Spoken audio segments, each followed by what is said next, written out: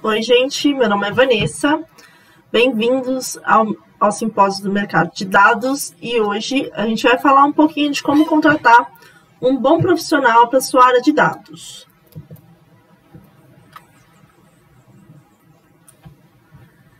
Eu sou a Vanessa, então tenho 5 anos de experiência na área de dados e mais 5 anos na área de marketing.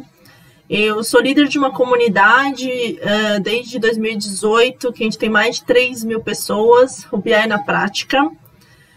E atualmente eu atuo como Data Product Manager na Tembice, da Bike Itaú. E eu já atuei como analista de dados em empresa como Reclame Aqui, já atuei no Google, na IBM, na Sky. E minha especialidade hoje é a área de Digital Analytics, mas eu tenho bastante conteúdo voltado para a área de processo seletivo, recrutamento e seleção, e como eu passei por diversos contextos aí dessa questão de processos seletivos, passei por muitas pessoas também me procuram para falar um pouquinho desse mercado, de como que está sendo essa contratação. Então, meu conteúdo no LinkedIn é bastante voltado para essa parte de contratação de profissionais de dados e como que está a área. Então, vamos lá falar um pouquinho do mercado de dados. Acho que é importante a gente entender que o mercado está muito aquecido de dados, né? A gente está vendo aí que tem muitas vagas, a gente vê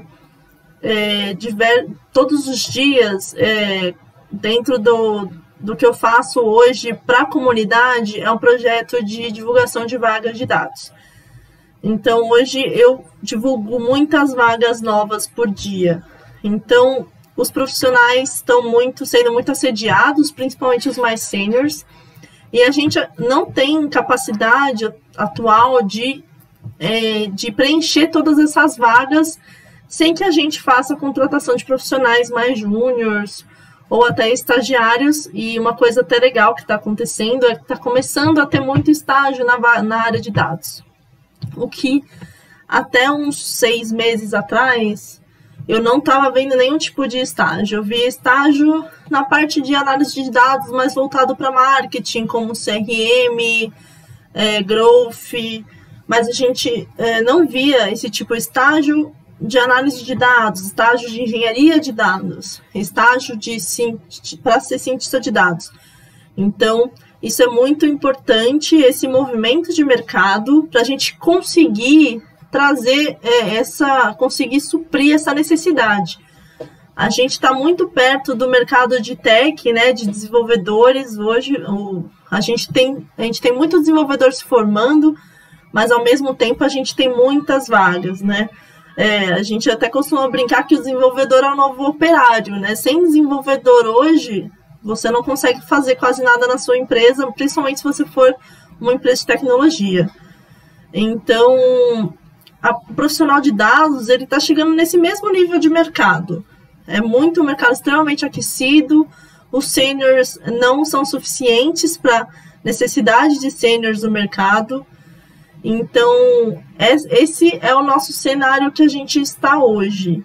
Então, a gente precisa ter muitas ações aí, precisa ser muito assertivo com o profissional, precisa cuidar direito do profissional que a gente tem dentro da nossa empresa, né? Saber desenvolver e também a gente precisa saber mais ainda como contratar esse profissional. Então, uma coisa importante, quando a gente já fala de contratação, que eu vejo muito problema em processo seletivo. As empresas, muitas vezes até as áreas de dados, elas não têm claro o que é o papel de cada função de dados. Então, eu vejo de tudo. Então, eu tenho até uma parte da minha comunidade que eu coloco vagas que não tem muito sentido, porque mistura muitas funções. Então, a gente tem, basicamente, hoje, que está se expandindo, mas a gente tem esses 3 pilares de profissionais, que são os analistas de dados. Os analistas de dados, ele faz essa parte de análise mesmo, é muito, muito comum o nome, né? Até meio idiota, a gente vai falar, meio besta falar isso. mas ele faz a análise de dado. O cientista faz? Também faz, mas é um outro nível.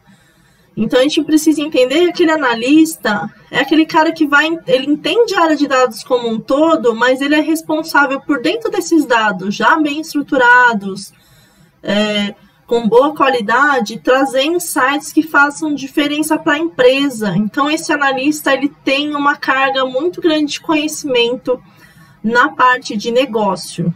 Então, ele faz esse intermédio com todos os outros stakeholders da empresa. Eu tenho a área de produto, eu tenho a área de desenvolvimento, eu tenho uma área comercial, tenho uma área de inovação. Então, todas essas áreas, elas precisam de muita análise de dados. Então, essas pessoas que trazem os insights, e não só os insights, eles trazem dashboards com os acompanhamentos diários dos executivos, aqueles dashboards que você vê ali na TV da empresa, né? Hoje a gente não vê tanto, que a gente está numa questão de home office, mas a gente tinha muitos painéis complexos, completos, enormes, simples, dependendo da necessidade. E isso tudo é feito por um analista de dados, né? Ele traz isso em ferramentas como o Power BI, o Tableau, o Click. Ele tem essa facilidade de saber o que negócio precisa e como que ele coloca essa visualização dentro do programa ali de DataVis, independente de qual for. Então, pode ser o Power BI, pode ser o Data Studio, que é do Google. Então, esse é o analista de dados. E o analista de dados hoje, que eu vejo uma coisa que está crescendo muito, é que ele também tem outros tipos de nomes até. Né? O analista de dados hoje, ele é pré-requisito para ser um analista de CRM. Né? Vamos dizer assim, o analista de dados que entende de CRM, ele é um analista de CRM. Tipo, é uma especialidade dentro do analista de dados. Então, a gente tem a analista de BI, que é uma nomenclatura um pouco mais antiga, né, dessa parte. Muita gente ainda usa, muitas empresas usam, mas hoje a gente está migrando bastante com analista de dados. E a gente ainda usam bastante. Tem analista de inteligência de mercado, que é o BI também, e tem até analista de inteligência comercial, inteligência competitiva. Então, aí a gente vai ter muitos tipos de profissionais dentro da analista de dados. Até coloquei aqui analista de produto. Muita gente não vê dessa maneira, mas se você olhar os requisitos de vagas de produto, são totalmente focados em análise de dados. Por quê? Hoje eu mexo com produto. Então, em produto, para eu saber o que eu preciso de uma feature, eu preciso entender como que é o histórico, como que é meu usuário. Será que o meu usuário quer aquilo? Eu preciso saber fazer uma pesquisa, eu preciso ter validade estatística na minha pesquisa. Então, eu tenho que ter uma análise de dados. Então, o analista de produto, ele é um analista de dados também. Até o Digital Analytics aí, que é a minha especialidade, muita gente não vê dentro de dados, eu tenho essa visão, né? Porque mesmo dentro dessa área muito específica, o Digital Analytics é muito focado em traqueamento de usuário, né, que a gente fala de tagueamento, e que ele faz a arquitetura da informação que eu quero extrair do produto, ele faz toda essa arquitetura e depois a gente faz a análise também, é a função do Digital Analytics. Então, arquitetura de dados e também a análise. E essa área aí, por mais que o pessoal coloca muito na área de marketing, é muito focado em dados, porque eu tenho que fazer a ingestão desses dados depois de arquitetar eles, né? Colocar isso para dentro do nosso banco de dados e trabalhar isso de uma forma mais global com os dados da empresa. Então, aí a gente já viu pelo menos umas 6 profissões aí que são analistas de dados. E toda a parte de gestão hoje, eu acredito muito que tenha que ter esse viés, pelo menos um pouco de conhecimento em análise de dados. Mas não está morrendo, tá? Acho que é um ponto importante, eu defendo muito que tem que ser uma coisa espalhada, análise de dados, todo mundo tem que ser capaz, dentro da empresa, de fazer as análises dos dados que precisa, como eu em produto, eu faço todas as minhas análises, meus dashboards, mas o analista de dados ele ainda é muito necessário e vai continuar sendo. Aí a gente vai para o cientista de dados. Cientista de dados, ele fica no meio termo, né? Sempre é mostrado dessa maneira, né? Entre o analista e o engenheiro. Mas a engenharia de dados fica bem diferente dele. O cientista de dados, ele vai trabalhar com análise, aquela análise histórica, né, que a gente fala de regressivo, modelo preditivo, são os modelos estatísticos. Vai trabalhar construindo produto de dados, né? Aqui a gente fala de produto de dados. Por exemplo, eu preciso que o meu app recomende algum conteúdo para o usuário. Aí isso parece muito simples na fala de produto, mas é bem complexo, né? A gente tem que recomendar alguma coisa, eu tenho que estudar o usuário, eu tenho que usar todos os meus dados que eu tenho hoje, seja do meu banco de dados, venha do app, venha do cadastro do usuário, eu tenho que usar isso de uma forma que a gente fala de Big Data, né? São muitos dados estruturados ou não, e o cientista vai fazer toda essa análise de criar várias regras e aí sim construir esse produto para recomendar um melhor conteúdo para o usuário, recomendar a melhor rota lá no Google, quando você fala, quero ir do ponto A ao ponto B. Então, como que o Google prevê essa rota, né? O que é melhor? Será que tem calçada para eu andar? Se eu vou andando? Então, tem muitas regras. Então, esse é o papel do cientista. Ele vai mexer com uma massa muito maior de dados. Não que o analista também não mexa com massas grandes, mas ele vai fazer esses produtos para a gente ter. Aí muita gente chama de Advanced Analytics até, né? Essa área da ciência de dados. Então, mexer com inteligência artificial, internet das coisas. Então, a gente tem essas funções para o cientista. E aí a gente chega, que eu acho que é uma função muito importante hoje, com muitas e muitas e muitas e muitas vagas, que é o engenheiro de dados. O engenheiro de dados, ele é basicamente uma peça extremamente importante ele é responsável por todos os dados da empresa, responsável pelo nosso banco de dados. Então, você imagina a gente aí falando de LGPD, de governança, de proteção dos dados, de segurança da informação, o quanto que esse profissional não é importante hoje. Então, faz muito sentido hoje a gente ter muitas vagas de engenharia, inclusive vagas próximas aí, né, de outras funções novas que são próximas à engenharia de dados.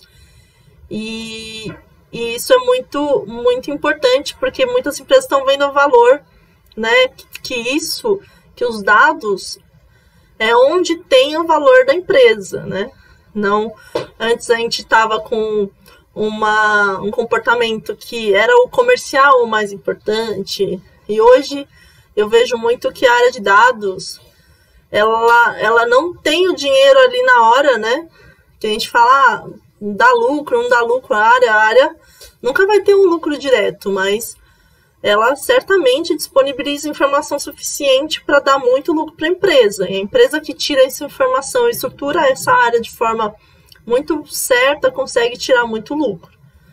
E aí esse engenheiro fica muito, muito importante. Ele é responsável pela toda a estrutura, por automatizar todas as cargas de dados, fazer as views ali que você precisa, ingerir dados novos de outras fontes, padronizar os dados, né, ter qualidade nesses dados.